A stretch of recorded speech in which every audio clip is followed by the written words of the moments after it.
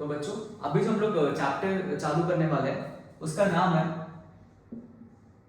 Fluids mechanics. ठीक है, ये हमारे जेई नीट के लिए काफी एक इंपॉर्टेंट चैप्टर है। ठीक है, इससे हर साल हम लोग को अपने पेपर्स में 1 से 2 क्वेश्चन देखने को मिल सकते हैं। जेई में 1 मिल जाएंगे और नीट में 1 से 2 क्वेश्चन देखने को मिलेंगे। ठीक है, ये टॉपिक के लिए हम लोग को मैकेनिक्स वो सब अच्छे से आनी चाहिए। और फ्लूइड्स में हम लोग क्या क्या पढ़ने वाले हैं, तो सबसे पहले जो हम लोग इस चैप्टर में पढ़ने वाले हैं दैट विल बी हाइड्रोस्टैटिक। क्या पढ़ेंगे बच्चों इसमें? पहले हम लोग हाइड्रोस्टैटिक। ठीक है, हाइड्रोस्टैटिक का सर मतलब क्या होगा? हाइड्रोस्टैटिक का मतलब होगा, ये होगा ideal fluid at rest. Okay, तो यहां पे हम लोग एक फ्लूइड के बारे में पढ़ेंगे जो किस पर होगा? रेस्ट पे। इसलिए इसका नाम क्या पड़ा? हाइड्रोस्टैटिक। ठीक है, ये पहला चीज इस चैप्टर में हम लोग देखेंगे। दूसरा हम लोग पढ़ेंगे जिसको हम लोग बोलेंगे हाइड्रोडायनेमिक्स। ठीक है, दूसरा इसको क्या बोलेंगे? हाइड्रोडायनेमिक्स। तो हाइड्रोडायनेमिक्स क्या होगा? यहां पे हम लोग पढ़ेंगे आइडियल फ्लूइड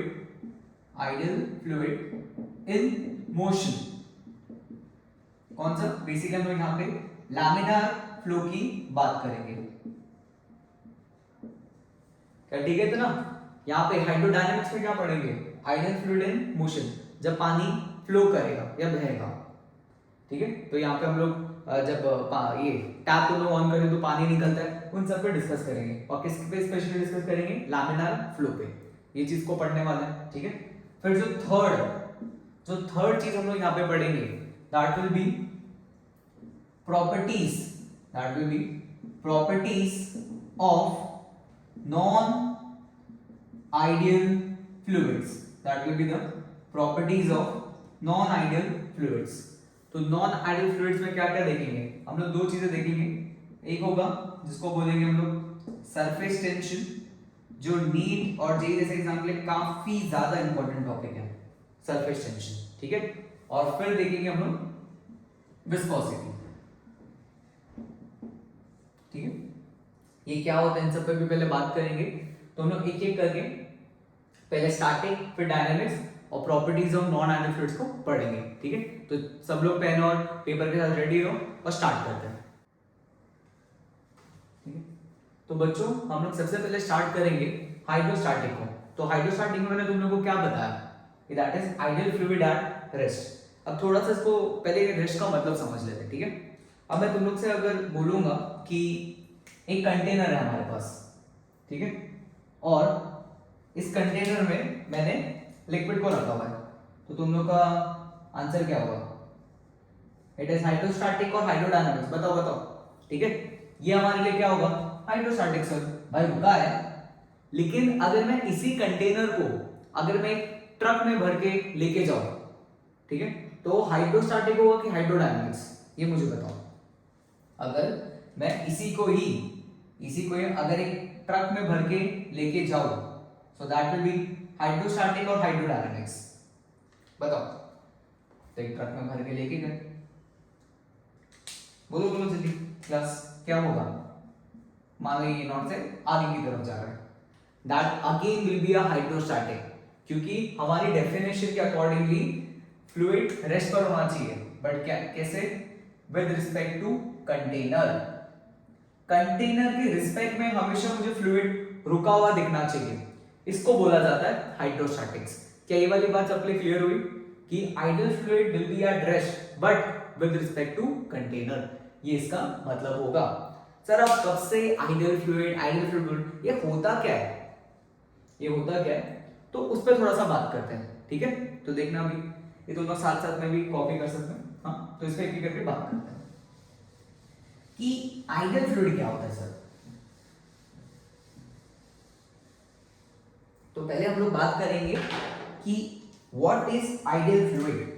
मैं थोड़ा सा इस पे जानकारी दो यार, व्हाट इज आइडियल फ्लूइड, क्योंकि चैप्टर शुरू होने से पहले पता तो हो, लेकिन सर आइडियल फ्लूइड भी छोड़ो, पहले फ्लूइड क्या होता है? पहले ये फ्लूइड का मतलब क्या होता है भाई? ये फ्लूइड किसको बोलते हैं हम लोग? तो उसका छोटा सा एक मतलब है कि fluids are the substance which can flow or deform। ठीक है, फ्लूइड वो चीजें होती है जो फ्लो करती है और अपने आप को डिफॉर्म करती है, उनको हम लोग क्या बोलते हैं, फ्लूइड्स। उनको हम लोग क्या बोलते हैं बच्चों, फ्लूइड्स। इसके लिए therefore ठीक है, अगर स्पेलिंग में गलत लिख दूं तो तुम लोग ठीक कर लेना, ठीक है, इसके साथ मैं कभी गलत लिख दूं तो। सो therefore gases and liquids both are fluids। इसके लिए गैसेस और लिक्विड दोनों को हम लोग किस में रखते हैं, फ्लूइड्स की कैटेगरीज में रखते हैं। फिर एक बार, फ्लूइड्स क्या होता है, वो सब्सटेंस जो फ्लो हो सकता है और अपने आप को डिफॉर्म कर सकता है। इसके लिए हम लोग गैसेस एंड लिक्विड्स दोनों को फ्लूइड की कैटेगरीज में रखते हैं। तो यहां तक सबको फ्लूइड के बारे में समझ में आ गया होगा, हाँ, तो ठीक है। लेकिन अब ये आइडियल फ्लूइड्स क्या क्या होंगे, आइडियल फ्लूइड्स पे बात करते हैं, तो देखना अभी, ठीक है। यहां तक हमने लिख लिया ना, नहीं हो तो वीडियो पॉज करके लिखो, ठीक है, फिर इस पर देखते हैं। तो आइडियल फ्लूइड्स को आराम से समझते हैं एक एक करके। पहली चीज, first, ideal fluids they are incompressible,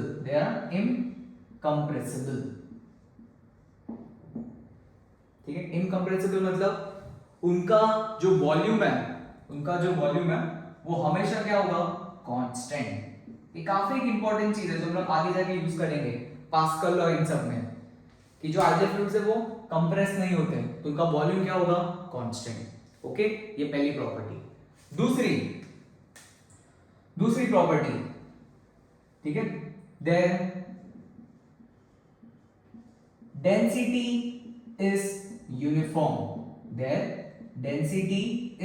uniform, ठीक है।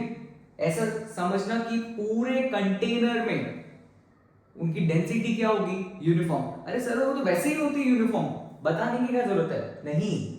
अगर तुम लोग ओशन में जाओगे, ओशन के सरफेस की और ओशन की डेप्थ की, मतलब ओशन के बेड की जो डेंसिटीज होती है वो चेंज करती है, क्योंकि डेंसिटी बहुत सारे फैक्टर्स पे डिपेंड कर जाती है। बट हमारे आइडियल फ्लूइड की डेंसिटी हमेशा क्या होगी, कांस्टेंट। चेंज भी करेंगे आगे जाके, तब उसको पढ़ लेंगे, बट अभी के लिए क्या ये यूनिफॉर्म है, ठीक है। चलो अब थर्ड की बात करते हैं, ठीक है। थर्ड यहां पे हम लोग क्या बोलेंगे कि एक तो डेंसिटी इसमें यूनिफॉर्म है, कंप्रेस नहीं हो सकते। फिर प्रॉपर्टीज, फिर क्या, properties like surface tension and viscosity are absent, ठीक है। आइडियल फ्लूइड में ये दोनों चीजें एग्जिस्ट नहीं करती, कौन सी, सरफेस टेंशन और विस्कोसिटी। शायद बहुत बच्चों लगेगा सर ये सरफेस टेंशन क्या है, तो पहली बार सुन रहे हैं। अगर नहीं पता है तो अच्छी बात है, अभी हम लोग को चैप्टर में स्टार्टिंग में कोई इसका काम नहीं है। विस्कोसिटी की इट इज जस्ट द, हम लोग ऐसे बोलते फ्लूइड में फ्रिक्शन जैसा होता है। जैसे समझो कि मेरे एक हाथ में पानी है और एक हाथ में हनी है, एक जार है, दोनों का जब मैं टिल्ट करूंगा तो क्या पानी बहुत फटाफट नीचे गिरेगा, हाँ, बट हनी क्या हुआ, धीरे धीरे लेयर बाय लेयर नीचे गिरेगा, क्यों, वो ज्यादा विस्कस है। ओके, मतलब ऐसा बोल सकते हैं कि हनी की विस्कोसिटी पानी से क्या है, ज्यादा। तो इस पे भी हम लोग आगे जाके बात करेंगे, बट हमारे फ्लूइड में विस्कोसिटी नाम की चीज एग्जिस्ट नहीं करती, ठीक है। ये होगा तीसरा पॉइंट। फोर्थ पॉइंट की बात करते हैं अभी, ठीक है। तो फोर्थ पॉइंट पे मैं ये बोलूंगा कि shear stress is absent। shear stress इनमें क्या होता है, absent होता है। So shear stress क्या होता है, shear stress बताओ। shear stress में तुम लोग ऐसे समझ सकते हो, shear stress में यहाँ पे थोड़ा सा एक्सप्लेन करता हूँ कि अगर इनके पास सॉलिड का क्यूब है और उसको अगर मैंने एक F फोर्स ऐसे लगाया तो क्या होगा, मान लो इसका बेस फिक्स है, तो क्या ये अपने आप को डिफॉर्म कर लेगा? हाँ, देखो ना, ये अपने आप को ऐसे डिफॉर्म कर लेगा। भाई क्यूब है, तुम लोग फोर्स लगा रहे हो तो वो अपना को क्या करेगा, ऐसे ऐसे डिफॉर्म कर लेगा ना। लेकिन अब इमेजिन करो पानी को या अपने आइडियल फ्लूइड को, ये मैंने आइडियल फ्लूइड बनाया अपना, ठीक है। अब जब तुम लोग इस पे लगाओगे तो क्या ये ऐसे चेंज को रेजिस्ट कर पाएगा? नहीं। भाई फ्लूइड कैसे रेजिस्ट करेगा, वो तो फ्लो हो जाएगा ना। तो इसमें शियर स्ट्रेस क्या होता है? एब्सेंट होता है। शियर स्ट्रेस क्या होता है? एब्सेंट। ओके, फिर यहां पे any rotational effect is also neglected, या एग्जिस्ट ही नहीं करता उनमें। रोटेशनल इफेक्ट, वो सारी चीजें अभी के लिए हम लोग इसमें एब्सेंट मान के रखेंगे या नेग्लेक्टेड करके चलेंगे। मतलब सर अब ये क्या हो रहा है? रोटेशनल इफेक्ट, ठीक है। रोटेशन से तो वैसे हमको इतना डर लगता है कि भाई अचानक इसमें भी आ गया, इसमें भी आएगा रोटेशन की कुछ कंसेप्ट, उसका टेंशन मत लो। देखो, अगर तुमने एक बहती हुई नदी देखी होगी, जो नदियां फ्लो करती है, उसमें एक चीज नोटिस क्या होगा कि जो रिवर फ्लो कर रही है तो वहां पे इस टाइप का जैसे वर्लपुल बना होता है, ठीक है। जो नदियां फ्लो करती है तो वहां पे ऐसे करके कुछ वर्लपुल बनते हैं, ये नोटिस क्या होगा। तो अभी के लिए हमारे फ्लूइड में कोई भी ऐसी चीज भी नहीं एग्जिस्ट कर रही है। ये जो घूमने वाली पार्ट है ना, ये ऐसी चीजें भी कोई हमारे फ्लूइड में एग्जिस्ट नहीं कर रही है। तो ये हमारी क्या होगी? प्रॉपर्टीज होगी किसकी? आइडियल फ्लूइड्स की। एक बार repeat, their volume is constant, they are incompressible, their density is uniform, properties like surface tension and viscosity are absent, shear stress is also absent and any rotational effect is also neglected या exist ही नहीं करते। ये होती properties ideal fluid की। Okay, तो इतना note down करो, फिर आगे बढ़ते हैं।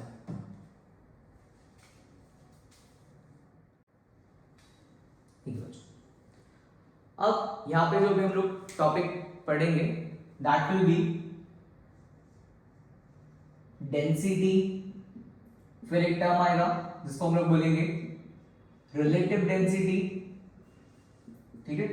और फिर एक टर्म आएगा जिसको हम लोग बोलेंगे स्पेसिफिक ग्रेविटी। ओके, तो ये तीन टर्म्स हमको देखने को मिलने वाला है, तो एक एक करके इन पे बात करेंगे। शायद पहला टर्म तो सबको पता ही होगा, है ना। पहला टर्म क्या होगा? Density of substance. पहले टर्म क्या हमारे पास? Density of substance. So density of substance का फॉर्मूला क्या होगा? That is mass upon volume. Density of substance क्या होगा? मास अपॉन वॉल्यूम, ठीक है। ये सबको पता होना चाहिए, ये एक स्केलर क्वांटिटी है हमारे लिए। सो मास अपॉन वॉल्यूम। नाउ इसका एसआई यूनिट, एसआई यूनिट क्या होगा? दैट विल बी केजी पर मीटर क्यूब। ओके, और दूसरा ये ऐसा यूनिट है, ठीक है। तो सीजीएस में क्या लिखोगे? ग्राम, क्या लिखोगे? ग्राम पर सेंटीमीटर क्यूब। ये दोनों यूनिट्स हमको याद होने चाहिए, और कुछ कुछ सब्सटेंस की डेंसिटीज भी पता होनी चाहिए। जैसे डेंसिटी ऑफ वाटर इज 1 ग्राम पर सेंटीमीटर क्यूब, या इट इज 1000 केजी पर मीटर क्यूब। ये रट्टा हो जाना चाहिए, और आपको भी कोई पूछे तो भी याद होना चाहिए। ऐसे कोई पूछता नहीं है आपको, बट ठीक है। नाउ दूसरा भाई, दूसरा मर्क्यूरी, ठीक है। दो लिक्विड्स पूरे चैप्टर में पीछा नहीं छोड़ेंगे, वाटर और मर्क्यूरी एंड तक सरफेस टेंशन तक चलने वाले हैं, तो इनकी कहानी हमको याद होनी चाहिए। क्या होता है भाई ये? दैट इज 13.6 ग्राम पर सेंटीमीटर क्यूब, या इट इज 13.6 into 10⁻³ kg पर metre cube. Okay, so density क्या होता है? Mass upon volume units, and ये दोनों चीजें हम लोग को याद होनी चाहिए। ओके, इतना आ गया समझ में। अब दूसरा देखते हैं। अब दूसरा देखो इसमें,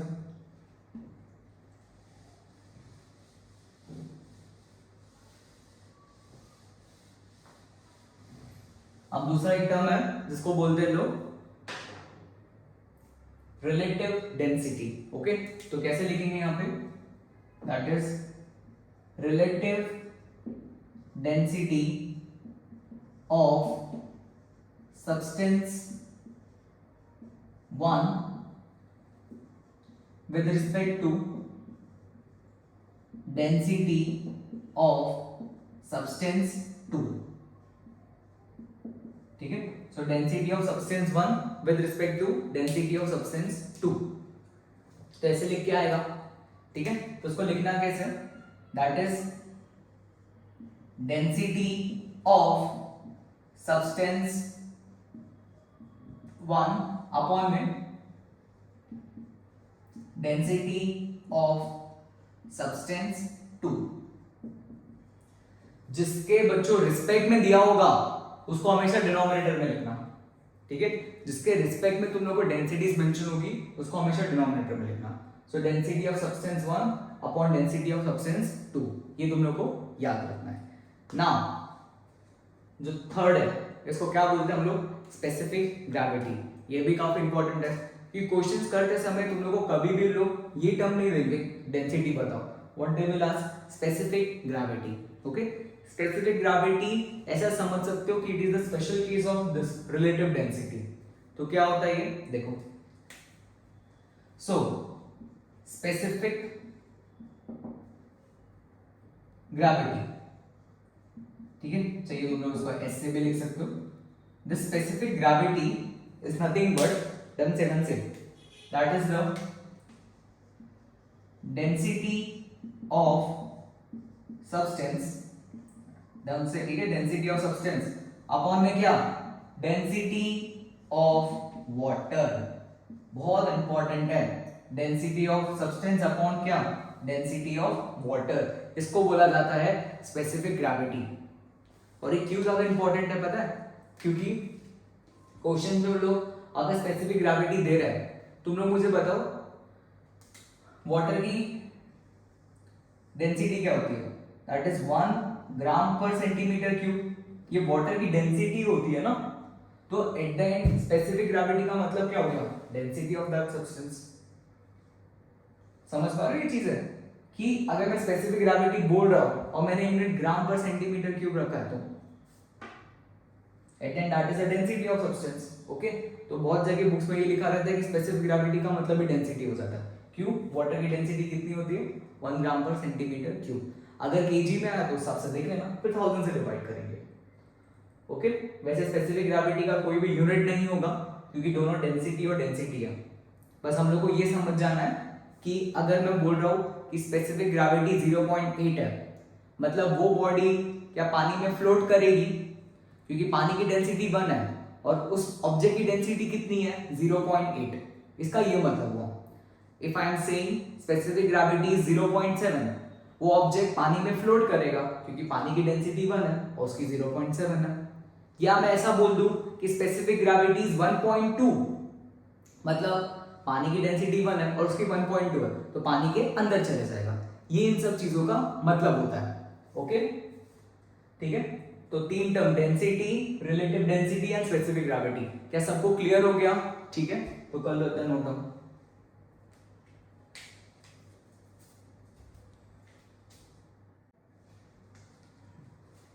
बच्चों अभी एक एग्जांपल देखते हैं, ठीक है, स्पेसिफिक ग्रेविटी के ऊपर। पहला एग्जांपल यहाँ पे क्या बोल रहे हैं, there are two liquids with specific gravities S1 and S2 are mixed in, क्या पहले वो दोनों लिक्विड्स की स्पेसिफिक ग्रेविटी बोली गई है S1 S2। पहले को किसमें मिक्स किया हुआ है, इक्वल वॉल्यूम में, वो पहला पार्ट होगा। फिर किसमें मिक्स किया हुआ है, इक्वल मासेस में। तो हमको इन दोनों केसेस के लिए अलग अलग से स्पेसिफिक ग्रेविटी ढूंढनी है फॉर द मिक्सचर। ओके, तो स्पेसिफिक ग्रेविटी अभी हमारे लिए क्या होगा, डेंसिटी ऑफ द सब्सटेंस।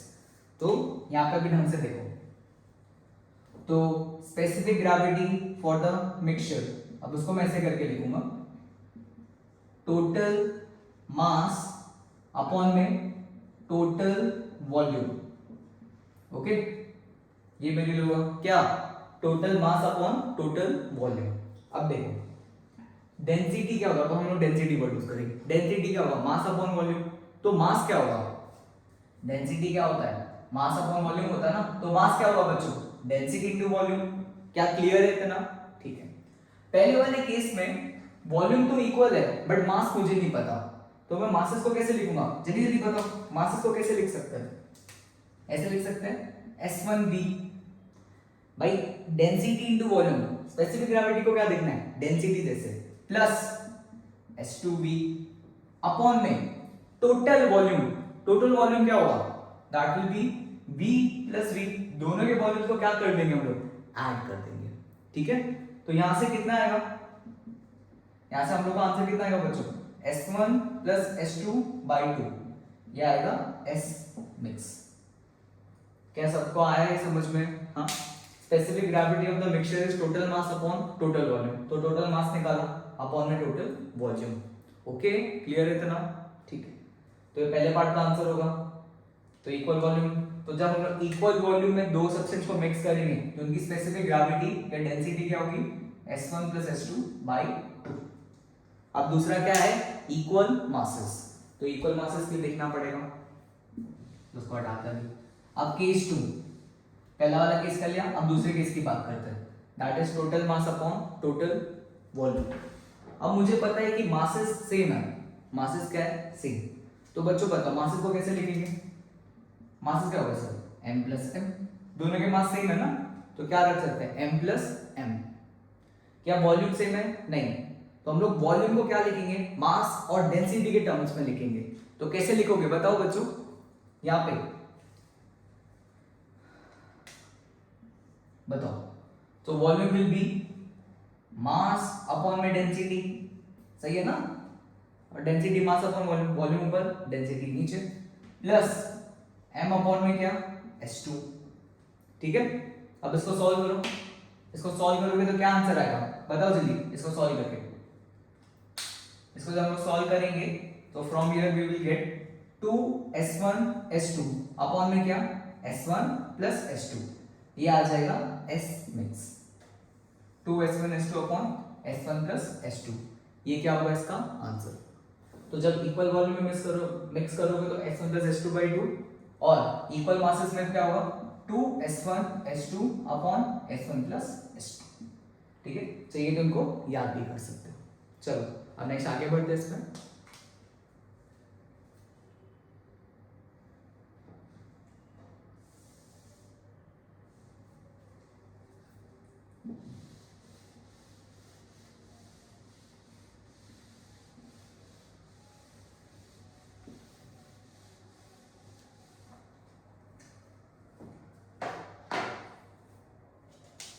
अब बच्चों अभी आगे हम लोग एक नोट करके पॉइंट लिखेंगे, नोट करके क्या लिखेंगे, average density of an object, average density of an object, तो average density of an object क्या होगा, that will be mass of object upon में आउटर वॉल्यूम ऑफ ऑब्जेक्ट, ठीक है। ये हमारे लिए क्या है, मास ऑफ ऑब्जेक्ट अपॉन में क्या, outer volume of an object. कितनी बात सबके लिए क्लियर है, क्या ये mass of an object upon में क्या, outer volume of an object. Sir ये ऑब्जेक्ट क्यों बोल रहे हैं, एग्जांपल से समझो, बहुत अच्छे से समझ में आएगा। देखो एग्जांपल मैं ले रहा हूं एक हॉलो स्फीयर, ठीक है, एक हॉलो स्फीयर ले रहा हूं मैं, तो इधर देखना, ठीक है। सो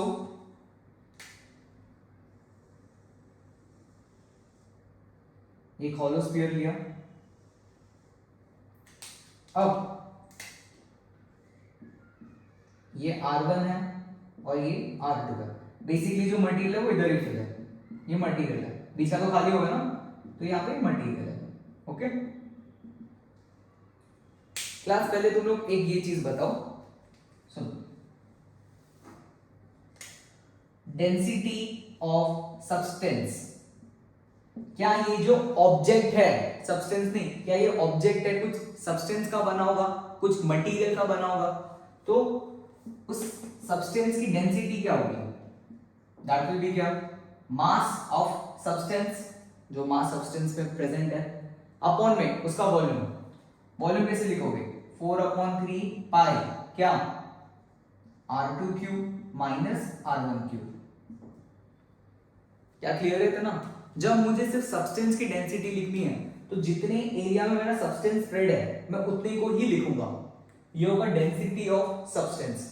ठीक है, ढंग से इमेजिन करो कि तुम लोग पानी की बोतल जो पी रहे हो उसमें अगर तुम लोग से सिर्फ प्लास्टिक की डेंसिटी पूछी जाए तो तुम लोग पूरे बॉटल का मास लोगे। अंदर से तो खाली है ना, अंदर से तो खाली है, बहुत ज्यादा तो कोई फर्क नहीं आएगा।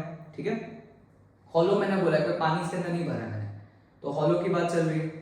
तो और जो प्लास्टिक का वॉल्यूम है मैं सिर्फ उसी को ही लिखूंगा, that will B density of substance. Now दूसरा टर्म अब मैं बोल रहा हूं डेंसिटी ऑफ ऑब्जेक्ट बताओ। डेंसिटी ऑफ ऑब्जेक्ट, तो मास तो मैं पूरा ही लिखूंगा। अब मुझे पूरा ऑब्जेक्ट चाहिए। अब वो जो पानी का बॉटल है भाई, मैं सिर्फ सब्सटेंस का मास क्यों लिखूंगा, तो पूरे बॉटल का मास लिखूंगा ना। वो पूरे बॉटल का मास क्या होगा, that will B 4/3 pi R2 cube. ठीक है, क्योंकि अब वो जो अंदर एयर भी तो ट्रैप्ड है, बट वो तो पूरे ऑब्जेक्ट के अंदर है, तो मुझे तो पूरे ऑब्जेक्ट का वॉल्यूम लिखना पड़ेगा ना, तो मैं अंदर वाले से क्यों सबट्रैक्ट करूं। ये होगा डेंसिटी ऑफ ऑब्जेक्ट। ओके, क्या यहां से मैं बोल सकता हूं कि density of substance is greater than density of object? हाँ, तुम लोग खुद देख के बताओ। जो प्लास्टिक का एक्चुअल डेंसिटी है और जो हम लोग बॉटल में इनको यूज करते हैं, किसमें डेंसिटी ज्यादा होगा, किसमें डेंसिटी ज्यादा होगा बताओ? वो सब्सटेंस में, ऑब्जेक्ट में नहीं। अगर सॉलिड होगा, अगर ये पूरा सॉलिड होगा तो हमेशा ही सेम आएगा, लेकिन अगर हॉलो रहा तो density of substance will be greater than density of object. ये बात को ध्यान रखना। ठीक है, होगा तो सबको समझ में आ गया होगा।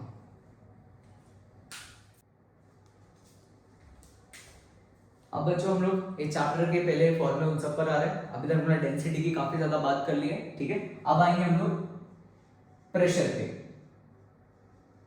ठीक है, तो तुम लोग को प्रेशर को थोड़ा बहुत डिफाइन करना है। हाँ, सो प्रेशर का फॉर्मूला मेरे हिसाब से सब बच्चों को पता होगा, that is force upon area. तो थोड़ा उन सब पे अभी हम लोग डिस्कस करेंगे। तो मान लो कि मेरे पास एक सरफेस है ए।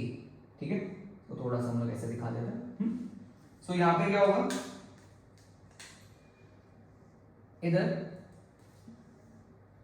F लग रहा है।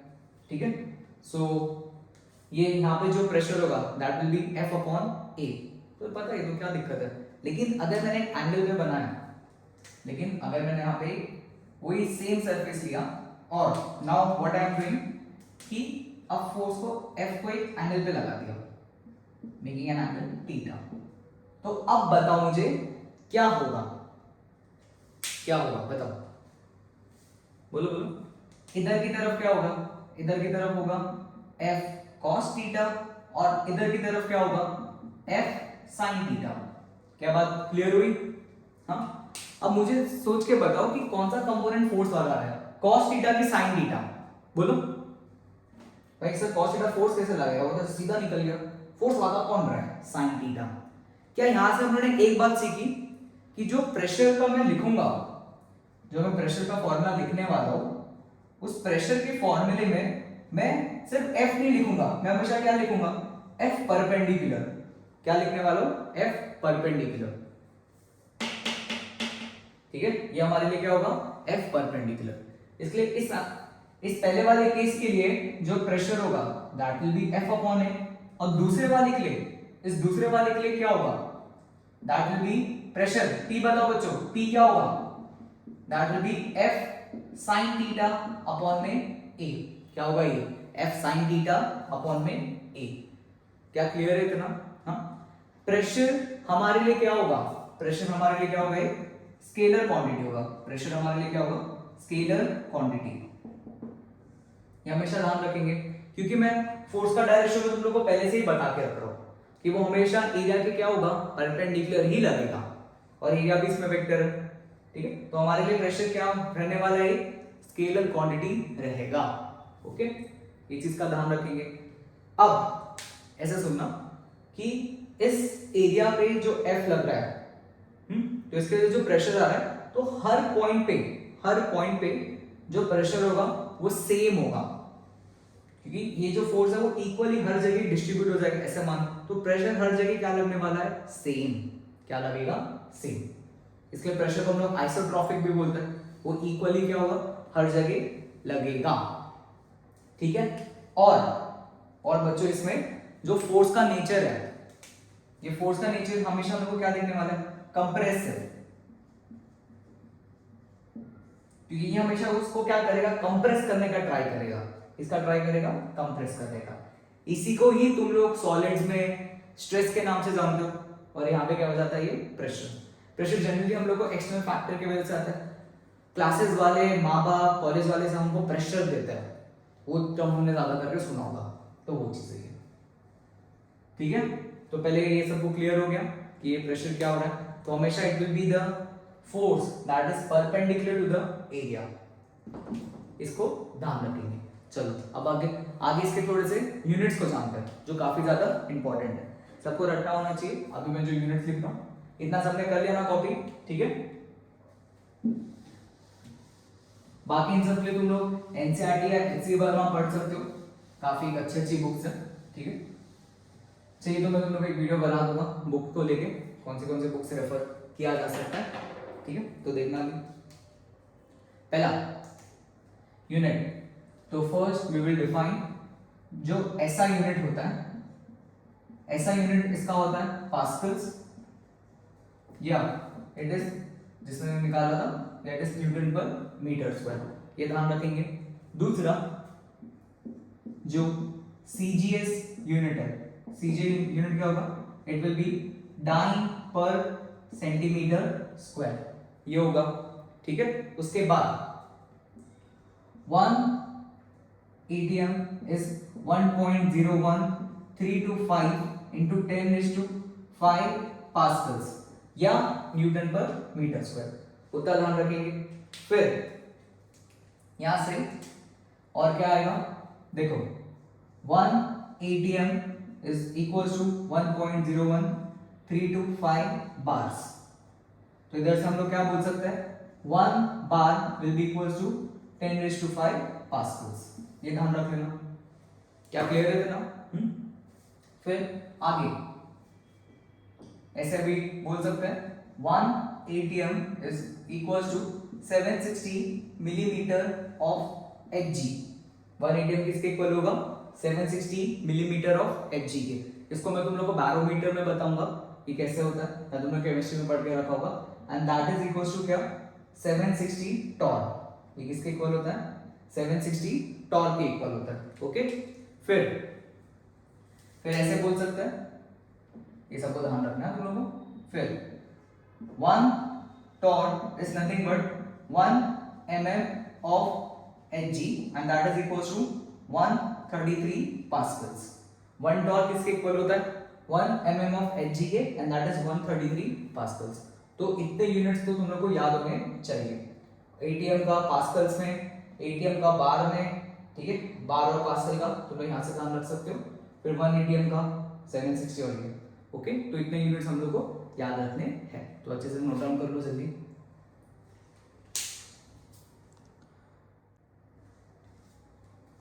हाँ बच्चों, अब आगे जो हम लोग चीजें देखेंगे प्रेशर के रिगार्ड्स में, उसके पहले मैं तुम लोग को कुछ डेफिनेशन बताना चाहता हूँ, जैसे हम लोग जब आगे चीजें देखें तो हम लोग को आसानी हो।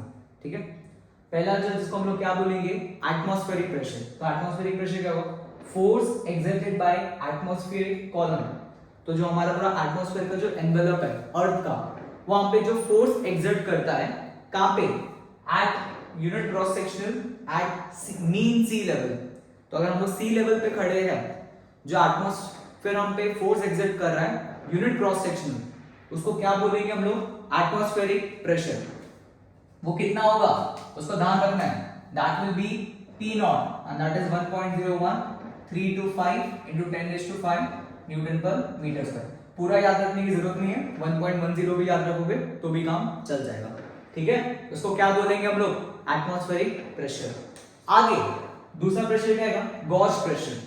तो गॉस प्रेशर हमारे लिए क्या होगा, excess pressure over the atmospheric pressure. जो प्रेशर एटमॉस्फेरिक से ज्यादा होगा ठीक है, मतलब एक एक्सेस प्रेशर मेरे पर आ रहा है एटमॉस्फेयर के अलावा भी, उसको हम लोग क्या बोलेंगे, गॉस प्रेशर। और उसके लिए हम लोग उसको मेजर कैसे करेंगे, with the help of an instrument. मैं तुम लोग को आगे जाके मैनोमीटर एक सिखाऊंगा, वहां पे हम लोग ये टर्म को सीखेंगे, ठीक है। अभी भी क्या ध्यान रखना है, that is an excess pressure, ठीक है, जो एटमॉस्फेयर के अलावा मेरे पर लग रहा है, उसको क्या बोलेंगे, गॉस प्रेशर। थर्ड टर्म क्या आएगा, एब्सोल्यूट प्रेशर। एब्सोल्यूट प्रेशर का मतलब क्या होगा, that is the addition of both, क्या, that is the addition of atmospheric pressure and gauge pressure, उसको क्या बोलेंगे, एब्सोल्यूट प्रेशर। तो क्या बोलने वाले बच्चों हम लोग, एब्सोल्यूट प्रेशर।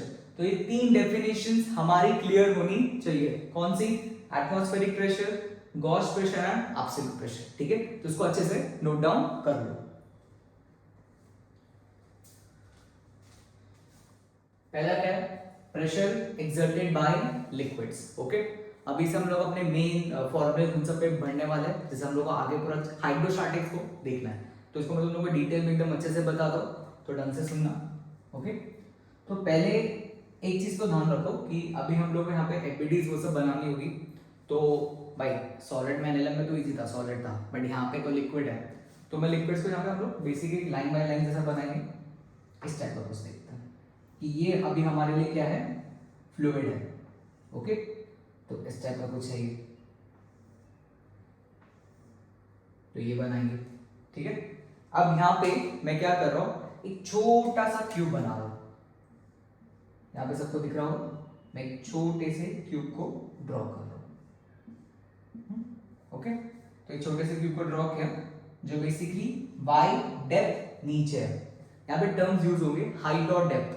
तो हाइट हमेशा हम लोग सरफेस से ऊपर जाएंगे तो हाइट, डेप्थ मतलब वो सरफेस के कितना नीचे जाएंगे, ओके। क्या यहाँ तक क्लियर है। और ये जो है इसको बोलेंगे हम लोग डी वाई, ये हमारे लिए क्या होगा, डी वाई। अब थोड़ा सा इसको जूम करते हैं, अब ढंग से देखना, ये जो क्यूब है, तो ये मैंने जूम करके इसको बनाया। अब यहाँ पे क्या होगा बच्चों, ये जो क्यूब है, पहले साइड में देखते हैं, हमेशा ये ध्यान रखिए कि पानी जो फोर्स है वो हर जगह एक्सर्ट करता है, हॉरिजॉन्टली वर्टिकली, वो कंटेनर के हर पार्ट में फोर्स को एक्सर्ट करता है, या प्रेशर, ठीक है। तो यहाँ पे क्या होगा कि जो लिक्विड है, पहले क्या वो हर तरफ से इधर इधर इधर और इधर से क्या फोर्स एक्सर्ट करने वाला है, हर तरफ से फोर्स एक्सर्ट करेगा ना। अब मैं यहाँ पे खड़ा हूं, मैं इक्विलिब्रियम पर हूं, इधर से भी फोर्स लग रहा है, इधर से भी, आगे से भी, तो मैं क्या रुका रहूंगा, हाँ। और सारे फोर्स एक दूसरे को क्या कर देंगे, कैंसिल आउट कर देंगे, किसमें कर देंगे, कैंसिल आउट। क्या ये हॉरिजॉन्टल सबको समझ गया, ठीक है। अब बात करेंगे वर्टिकल की, अब वर्टिकल में ढंग से समझो, वर्टिकल में ये हॉरिजॉन्टल की बात होगी, वर्टिकल में इस पॉइंट पे ऊपर के लेयर पे जो लिक्विड रखा है वो कितना फोर्स एक्सर्ट करेगा, प्रेशर इनटू एरिया, इसका मैं एरिया छोटा सा मान लेता हूं, कितना, डी ए। तो ऊपर वाले पे जो फोर्स एक्सर्ट होगा वो P इंटू डी होगा, क्या क्लियर है, तो ना भाई इस पॉइंट का प्रेशर, ठीक है। फोर्स का नेचर क्या होता है, कंप्रेसिव होता है, बताया था ना, तो इसको क्या ट्राई करेंगे, कंप्रेस करने का, ठीक है। तो यहाँ पे PDA का प्रेशर इस पे लगेगा, ठीक है। दूसरा, क्या ये जो मैंने क्यूब लिया है बच्चों, कि इसका खुद का एक वेट भी होगा, और mg हमेशा कहां लगता है बताओ, mg सर वो तो नीचे लगता है, हाँ। तो छोटे से के लिए क्या लिखेंगे हम लोग, dmg, इस छोटे से के लिए क्या लिखेंगे हम लोग, dmg, ओके। क्या यहां तक बात आई, हाँ, सब लोग को समझ में जो मैं बात कर रहा हूं, देखो फिर तो यहां पे क्या देखा हम लोग ने, प्रेशर देखा, दैट वाज PDA, नीचे की तरफ क्या है वो, DMG, डन। लास्ट बताओ, अब बच्चों सर ये ऐसे देखेंगे तो ये पूरा नीचे चले जाएगा, अरे नहीं, क्या इसके नीचे भी लिक्विड है, भाई इसके नीचे भी तो लिक्विड है, और वो लिक्विड कहां प्रेशर करेगा, ऊपर की तरफ, क्योंकि फोर्स का नेचर क्या होता है, कंप्रेसिव, तो यहां पे फोर्स ऊपर लगेगा। अब तुम लोग मुझे बताओ, मैं जैसे जैसे पानी के नीचे जाऊंगा, जैसे जैसे, क्या पानी का वेट बढ़ना शुरू हो जाएगा, भाई पानी प्रेशर एक्सर्ट करता कैसे, अपने वेट की वजह से। तुम लोग जैसे जैसे नीचे जाओगे वैसे वैसे पानी का जो वेट है वो बढ़ेगा, तो मेरे पे लगने वाला प्रेशर भी क्या होगा, बढ़ना शुरू हो जाएगा। तो अगर मैं छोटा सा मैं पहले यहाँ पे था, अब मैं कितना नीचे गया dy, तो कितने का प्रेशर चेंज आ जाएगा, छोटा सा, कितना dp। तो इस पॉइंट का बच्चों प्रेशर क्या होगा, p प्लस dp, फोर्स का फॉर्मूला प्रेशर इनटू एरिया ना, तो इधर p प्लस dp आएगा। ये dp सर आया कहां से, अरे जब मैं छोटा सा नीचे गया तो उसके वजह से आया, इनटू एरिया क्या होगा dA, इनटू एरिया क्या होगा dA। तो मतलब इस दोनों फोर्सेस को कौन बैलेंस कर रहा है, यहां का लिक्विड, और वो कितना फोर्स एक्सर्ट कर रहा है, P plus dP into dA।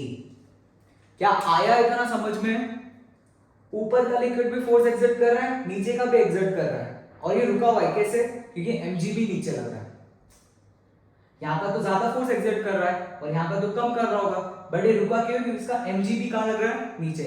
इस तरह सारी चीजों ने अपने आप को बैलेंस आउट करके रख दिया, क्या करके रख दिया, बैलेंस आउट। क्या यहां तक आ गया समझ में, ठीक है। फिर एक बार ये दोनों नीचे और एक ऊपर। अब आते हैं हम लोग अपने इक्वेशन लिख लेते हैं, तो इक्वेशंस को लिखते हैं, ठीक है। इतना मैं मिटा रहा हूं, सब लोग अच्छे तो कॉपी कर लो, मैं इसका यूज कर दूंगा। हाँ देखना भी ढंग से, एकदम डिटेल चीज है, सारी चीजें तुमको खोल के बताऊंगा। तो देखो अब कैसे करेंगे यहाँ पे, अब जो फोर्सेस ऊपर की तरफ लग रहे हैं वो कौन सा है, ऊपर की तरफ लग रहा है P plus dP into dA, ये फोर्स कहां लग रहा है बच्चों, ऊपर की तरफ। नीचे कौन से फोर्सेस लग रहे हैं, नीचे की तरफ, नीचे की तरफ क्या लग रहा है बताओ, that is PdA plus DmG। तो ये फोर्स ऊपर लग रहा है, बाकी दोनों कहां लग रहा है, नीचे। Now PdA plus dP into dA will be equals to PdA plus dmG। अब PdA और PdA क्या होगा, कैंसिल आउट होगा, तो यहां से हम लोगों को क्या बचेगा, dP into dA will be equals to क्या, dmG। अब मास को क्या लिख सकते हैं पूरे चैप्टर में बताओ, मास विल बी क्या, डेंसिटी इनटू वॉल्यूम। सो मास को क्या लिखेंगे, डेंसिटी क्या होगा, इसका रो लिखेंगे, लिक्विड का ही ना रो। वॉल्यूम, वॉल्यूम का मतलब area into height, area into height, तो इसका एरिया क्या है, एरिया d है, और हाइट कितना है, dy, ठीक है। तो यहां पे क्या लिखेंगे, डेंसिटी इनटू वॉल्यूम, वॉल्यूम मतलब dA into dy into g। ये आ गया समझ में, थोड़ा एकदम d को देखे घबराओ मत, ये एरिया इनटू हाइट लिखा हुआ है मैंने, ओके। यहां से d और dA क्या होगा, कैंसिल, तो इधर से हम लोग एक रिलेशन आएगा dP बाय dy, dy को नीचे लोगे ना, दैट इज रो g, ये ध्यान रखना है। ये टर्म को बोला जाता है प्रेशर ग्रेडियंट, क्या बोलते हैं बच्चों इसको, प्रेशर ग्रेडियंट, ओके। ग्रेडियंट ऐसे मतलब समझ सकते हो बेसिक, कि जो चीजें डेप्थ के साथ चेंज होती है हाइट के साथ, तो वहां पे हम लोग टर्म ग्रेडियंट यूज करते हैं, ठीक है। आगे फिजिक्स में और भी ग्रेडियंट्स आने वाले हैं, तो ये ध्यान रख सकते हो। dP by dy को क्या बोलेंगे हम लोग, rho g, that is the pressure gradient, okay. क्या यहां तक सबको बात आ गई क्लियर, हाँ। तो इतना लिखना है अच्छे से,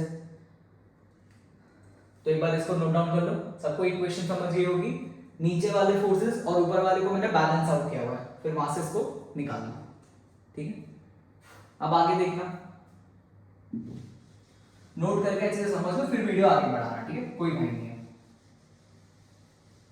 एक टाइम जो मैंने बॉक्स बना के रखा है वही तुम लोग को याद करना है अच्छे से, मैं तुम लोग आगे ट्रिक्स भी बताऊंगा और इन सबको कैसे याद कर सकते हैं। अब आगे देखना, देखो अब जो dP है that is rho g into dy, अब इसको मैं क्या करूंगा, इंटीग्रेट, ठीक है। अब मैं लिखूंगा, सबको थोड़ा इंटीग्रेशन आता है ना, जब y0 था, y0 मतलब जब मैं सरफेस पे था, इसके सरफेस पे सी लेवल के सरफेस पे क्या होता है, प्रेशर कौन सा लगता है, एटमॉस्फेरिक। और जब मैं कुछ हाइट h मान लेते हैं, h नीचे जाऊंगा तो प्रेशर हमारे लिए क्या हो जाएगा, P, ओके। अब इसका इंटीग्रेशन, dP का इंटीग्रेशन क्या होगा, P, कहां से लेके कहां तक, P0 से लेके P तक, और इसका इंटीग्रेशन क्या होगा, रो जी एच। कर सकते हो ना इतना? इधर से क्या टर्म हम लोग को देखने को मिलेगा बच्चों, P minus P nought is equal to क्या, rho g h. P minus P nought क्या है, रो जी एच। तो यहां से लास्ट आंसर क्या आएगा P का, P will be equals to P naught plus rho g h. ये फॉर्मूला ध्यान रखना है। क्या याद करना है वो बता दो। ये 5 स्टार है भाई, 5 स्टार वाला फॉर्मूला, ठीक है, 5 स्टार समझते हो ना। यहाँ पे क्या ध्यान रखना है, जब हम लोग किसी भी लिक्विड के H हाइट नीचे जाएंगे तो वहां का प्रेशर क्या लिखोगे, पहले atmospheric pressure P naught plus जो लिक्विड प्रेशर एग्जर्ट करेगा that will be rho g h. तो जब डेप्थ नीचे जाओगे तो क्या लिखोगे, P naught plus rho g h. इसको याद रखना है, इसीलिए तुम लोगों को मैंने 5 मिनट की कहानी बताई, ठीक है। तो ये कहानी समझ में आ गई होगी। अब जो 3 टर्म्स मैंने सीखे थे, पहला ये क्या था, दैट वाज एटमॉस्फेरिक प्रेशर। ये हमारे लिए क्या था, एटमॉस्फेरिक प्रेशर। ओके, क्या rho g H extra pressure है एटमॉस्फेयर के अलावा, ये बताया था ना, प्रेशर जो एटमॉस्फेयर के अलावा भी हम पे लगेगा। तो ये हमारे लिए क्या होगा, गॉस प्रेशर। ये हमारे लिए क्या होगा, गॉस प्रेशर। और दोनों का एडिशन, एटमॉस्फेरिक और गॉस का एडिशन क्या होता है, एब्सोल्यूट। क्या होता है ये हमारे लिए, एब्सोल्यूट। ये हमारे लिए क्या होता है, एब्सोल्यूट प्रेशर। ओके, तो इन चीजों को हम लोग को याद रखना है। सो absolute pressure is atmospheric pressure plus Gauss pressure. इतना तुम लोग को याद होना चाहिए, ठीक है। तो चलिए नोट डाउन कर लो।